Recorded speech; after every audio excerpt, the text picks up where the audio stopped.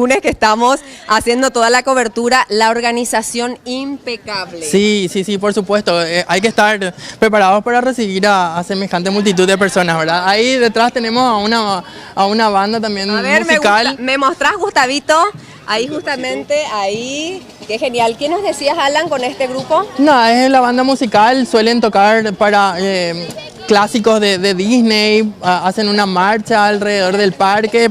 Es un entretenimiento que tiene también el parque para la gente, ¿verdad? Exactamente. Todo el tiempo hay algo que ver, algo para divertirse. Es el lugar de fantasía. Aburrimiento cero, no.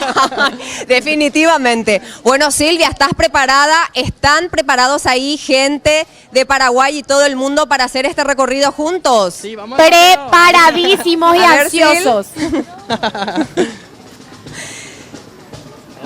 Genial, genial. Nosotros también, pero me falta mi melliza Mini. ¿Dónde está? ¿Dónde está? ¿Dónde está? Yo creo que se quedó con el jefe allá.